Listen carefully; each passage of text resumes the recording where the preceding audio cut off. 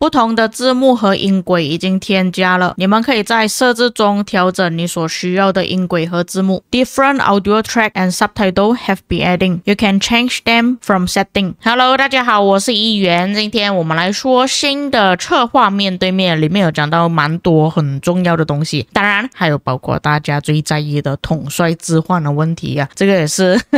今年讨论度最高的东西啦。OK， 我们来看一下，首先第一个部分讲到 KVK 奖励的部分。 KVK 的中战奖励机制有一些体验不好的地方，失败阵营拿不到任何征服者之证奖励，获胜阵营的盟友拿不到中战冠军之星荣誉。这套奖励机制在更新之初或许运转良好，但随着游戏迭代逐渐不适应目前游戏环境，特别是对部分战斗度非常高的失落之地，很容易出现激战一赛季但一无所获的情况，希望可以调整。这个也是我们在很早之前就已经有讨论的事情啊。虽然说之前有调整过征服者之证的数量，但是我那时候也是讲过，那个数量其实根本不合适，因为当初也就只有1365跟1093的人数可能会比较多而已啊，所以他们拿比较多征服者之证是可以理解的。但是在那个时期，其实比较多的王国都已经解散了，或者是他们只有一个联盟而已，就变成说他们其他的盟友或者是其他胜利的王国没有办法获得征服者之证。还有就是讲到失败王国的部分啊，之前也是有讨论过，讲他们什么东西都拿不到，所以那个时期我记得我有讲过呢，至少给那些失败的阵营，他们可以直接拿回原本他们所开销的资源跟加速，就好像他们那个赛季完全没有花过任何的资源加速这样子，只是他们花了钱去锻造自己的水晶科技而已。当然那个是我的想法啦，不知道他们现在改成怎么样。那策划他们是计划在下一个版本迭代失落之地等系统及其对应的中战奖励，初步调整计划为增加新的失落之地等级 A 加，失落之地等级分为 A、A 加、S、S 加，就多了一个等级出来了。在原个等级失落之地所获奖励的基础上，新增如下内容：失落之地等级到达 A 加或更高之后，本失落之地内的非中战阵营也会获得额外的征服者之证名额，但是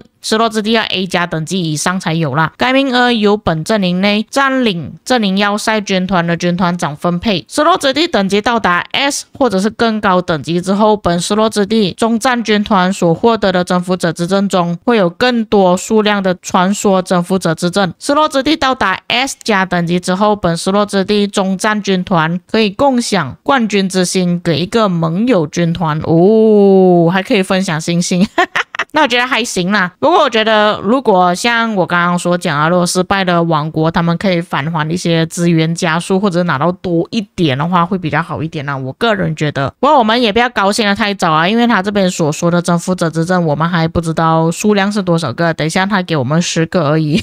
到时候你高兴也没有什么用处再来就是大家最在乎的，近期推出太多统帅了，镜头有点不够用了。他们计划在2026年1月左右为征服赛季的玩家推出新的统帅重置活动，届时各位玩家可以选择一个统帅，只有一个而已啊，重置其技能，但是有一定的成本消耗，玩家在培养过程中消耗的雕像道具将会全部返还到背包中，这个才是真正的统帅置换啊。因为我们现在有那个置换券啊，可是那个置换券只是把统帅的技能，但是你只能变成点数而已，你要去卡统帅的技能就可以用那个方法，但是它不能把原本统帅的那个雕像放回去你书包，所以明年我们还是有一个机会啊，所以大家要把握啦。但是我希望啦，如果可以的话每一年来一次吧，所以我这个算是许愿成功了吗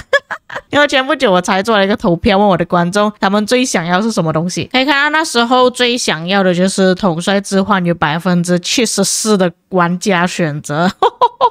这个票数也太多了，所以恭喜大家许愿成功了。但是我觉得这个肯定是要花钱的，如果你没有花钱的玩家呢，可能你就没有办法统帅置换了，有很大可能。再来登峰造极印记获取难度比较高，希望可以不要回收。有很多玩家就是刚好在登峰造极的那个时期呢，他们是要完成登峰造极要求你所提升的那个战力，拿到一些奖励，但又没有办法提升到很高奖励，比方说4000万、6000万，然后去兑换皮肤，所以他们希望可以保留那个印记，然后等下次真的有自己想要的那个皮肤的时候才去兑换。这里就感谢玩家的建议，对于登峰造极活动城市主题后续价值体验的考虑，他们暂时不会取消印记回收规则，但是会新增加以下的优化：新增道具成就的登峰印记，他们这个名字也取得太随便了吧？可以在活动期间手动将登峰印记转化为成就的登峰印记，活动结束后未使用的登峰印记也会自动转化为成就的登峰印记。当期登峰造极活动的城市主题和特效仍只能使用登峰印记兑换，部分往期的登峰造极城市主题将在活动中返场哦。就讲你可以拿那个旧的登峰印记去换那些旧的皮肤，成就的登峰印记可以用于兑换部分主题。返场活动将从最早期的登峰造极城市主题逐步开启，最新登峰造极城市主题仍需要等待较长的时间才会返场，同时登峰城市主题的配套特效暂不会返场。他们计划在2026年第一期登峰造极活动落地上调整。那有多少人会想要拿到旧的皮肤呢？除非是真的有一些玩家他们可能错过了一些比较漂亮的登峰造极皮肤，才会去收集这些皮肤吧。否则的话，我觉得多数玩家应该还是会想要拿新的多过旧的，毕竟那个争议上面还是差距挺大的。下一个部分，宝石购买双倍的机会可以重置吗？公告里面有讲到了，就他们会在2026年的1月1日上线双倍宝石重置的活动，但是你们必须要先购买目前拥有的双倍宝石活动之后，1月1号才会有。近期 KVK 出现部分阵营和剩余阵营 KP 差距特别大的情况，匹配算法是调整了吗？这个不算是近期的事情了吗？其实也是发生了蛮久了。造成该问题主要原因为以下2点。在实际的匹配中，他们主要是参考王国成员近期 KVK 的表现，并不会参考历史总击杀数据。新的水晶科技上线以后，结合社区的反馈以及线上实际战斗数据，他们认为活跃战斗人数对 KVK 战斗结果的影响较之前有明显的提升，因此他们对新水晶科技剧本的匹配算法进行了针对性调整，上调了活跃战斗人数在匹配算法中的权重。就这样子，他这边所写的东西就这样子，我还以为他要写什么东西啊，要更改了什么匹配算法，所以他这个回答他这个问题呢，我觉得只是放出来给大家看而已啊，实际上也没有调整到什么东西啊。在部分集体玩法中，联盟管理需要花费很大的力气调动玩家的积极性，同时又很难嘉奖表现好的成员，希望可以提供一些机制，让联盟管理可以自己定义一些活动，参加了活动的成员可以获得奖励，比如开关的时候管理层可以设定杀敌类任务，让参加了的玩家能获得奖励。这边感谢反馈，近期他们会推出联盟军备库系统，什么来的？联盟成员的活跃行为可以增加军备库中的资源而联盟管理可以使用这些资源自定义一些联盟活动，并发布在联盟中，完成活动成员可以领取奖励，帮助管理们减负，也鼓励联盟成员参与活动，就至少可以让你的活动成员比较积极一点比较活跃一点但问题是你设计的那些活动呢，好不好玩？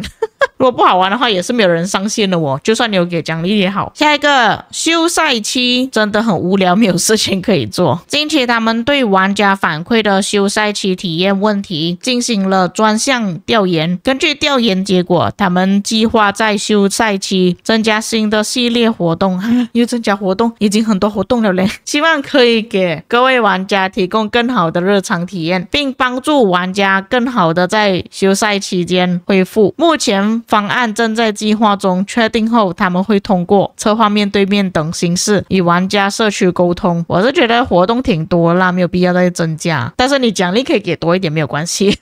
现在先锋体验感觉不是很合理，比如新剧本参与的玩家还是有很高的成本，有没有更好的先锋体验方式，让玩家尽量无损的参与到最新的体验内容，帮助游戏更好的提前发现问题？这个我在很早之前就有讲过了，就是它这个先锋体验版呢，就是对我们来讲就是白老鼠地图嘛，对不对？那既然我们成为白老鼠了，它就不应该去计算我们消耗了多少的资源加速，应该要给我们更加多的资源加速还有奖励，至少让我们奖励拿多一点嘛，对不对？他们正在准备新的先锋体验方式计划中，玩家将直接切换角色，便携的进入到先锋体验王国中，从而避免因使自己的加速或资源参与先锋体验从而造成的损失。这个新的先锋体验方式将视情况逐步开放就是用官方的账号吗？我觉得还行啊，至少这个方式也比起我们自己消耗还要更好。但是我们如果是用官方的账号的话，奖励那些还是要进回去我们自己本来的账号啦我觉得会比较好一点。这个就是我反馈的，这个我是直接跟高级客服讲，新的剧本没有办法切换回经典版，只有重置版，以后的新地图是不是都没有经典版地图了？因为我那时候是跟他们讲，我半夜3点才开关卡，然后那个新地图它的那个绿色的部分又很刺眼啊，我已经半夜开关卡，眼睛已经很痛了，你还给我新版的地图，看到眼睛更痛。所以我这样子跟他们讲。策划这边的回答，未来的新剧本将会同时包含经典版与重置版2种地图风格还好，以照顾不同的玩家的习惯和偏好。首次进入失落之地仍会使用重置版地图，就是新版的地图你们要自己手动去更换。但是如果你更习惯经典版的界面与布局，可以随时在设置中手动切换那太好了。有时候我直播也是有不少的观众跟我讲，切换回旧的版本，不要新的版本，他们不想要看新的版本。现在关卡战斗似乎和过去不同了，大量部队隔着关卡攻击对面，这有点不太合理。之前我看到好像是周星星吗，他发布一个影片讲，有很多部队可以同时攻击他自己的一个部队，而且那个数量是超级多，好像不懂10只20只他们已经注意到队伍可以隔着关卡周围的墙体或山体进行攻击的情况，这与关卡的设计概念有些冲突。他们计划优化关卡机制，优化之后，除了关卡中央城门区域外，部队将不能再隔着关卡攻击对面了。因为我这一次打 KVK 也是时常遇到这样子的情况它可能是新版的地图的关系就是你那个关卡呢，它可以在关卡墙壁那边打这个我有点不太理解它是怎样设计的。假设说你讲门口可以面对面打，这个我还可以理解可能门口开着嘛，你就打对面嘛。但是你墙壁怎样开呢？可以透过墙壁去打人家。那我在录完影片之后才发现到呢，其实它中间少穿插了一个问题所以这个排版的小编呢，你要自己注意一下。还有一个内容是说，因为先锋王国分散在不同的匹配池中，导致实力一般的 A 种子王国经常被迫跟先锋王国匹配在一起，投入的努力和资源很多，但能获得乐趣大幅减少，根本打不过，最终面临解散。对此有没有解决方案？因为现在的匹配方式呢，有很多时候就是 S、A、B、C、D 王国都在一个 KVK 里面，所以就时常遇见到可能一个 S 王国它就可以打全部阵营的王国了。那你策划的回答，目前部分匹配池中王国数量较少，产生了一些不理想的匹配对局。他们计划在2026年1月左右调整 KVK 剧本报名节奏，以保证每次匹配时各层级的王国数量可以满足匹配的要求。具体措施包括降低剧本报名开启的频率就是说他之后会让一些先锋王国硬是跟另外一些先锋王国匹配在一起的意思吗？就是说之后先锋王国他们就跑不掉了吗因为现在的情况就是他会时常跳出报名就很像最近才刚结束 KVK 的1875，他们在离开了 KVK 第2天就马上出现了报名。那如果他们是真的想要就是错过其他先锋王国，不想要跟他们在同一个地图里面的话，他们就可以报名另外一场 KVK， 错开那个时间，然后跟一些比较弱等级，就比方说像这里所写的 A 等级王国一起战斗，可能就会欺负一些 A 王国之类的问题发生。第二点，减少每个王国在报名剧本时可跳过报名的次数。但你这边减少是减少多少次呢？其实我觉得现在减少3次的数量是已经可以了，没有必要再减少。有一些王国他们真的没有办法回血的这么快，就比方说你打了一场很大型的 KVK， 又或者是你的玩家的支出并没有办法去支撑他一场 KVK 的开销，他需要比较长的时间去 recovery。 那你减少跳过报名的次数，我觉得这个可能会得到玩家的反对。对跳过报名次数达到上限后的王国，他们将会强制其补选到一个更加容易匹配成功的剧本中，国王无法拒绝补选就是一定要你去参加 KVK 就对了。我认为这个部分有一些争议啦，但它的目的其实主要就是针对先锋王国而已，而不是一般的王国。只不过对于一般的王国来讲，这个跳过报名次数的问题呢，可能会对他们有一些影响。但是我觉得先锋王国的玩家反对可能会更加激烈一点，因为他们有时候就是真的不想再遇到那些先锋王国了，他们就是被强制遇到一起那就看这个之后怎样调整吧，出来的结果会变成怎样。以上就是策划面对面的所有内容啦。整体上来讲，这一次的策划面对面有蛮多比较有用的内容吧，比较起以前真的很多废话不过当然的还是有一些就是废话来了，就比方说双倍宝石的部分啊，阵营 KP 差距过大的部分啊，玩家积极性的问题啊，要增加联盟活动之类的。休赛期没有事情做，除了这4个之外，其他我都觉得很有用，所以希望之后官方他们做的策划面对面都可以这样子啦。那以上就是本期内容啦，至于各位有什么看法，有遗漏或错误的地方，可以在评论区帮我补充。我们下个影片再见。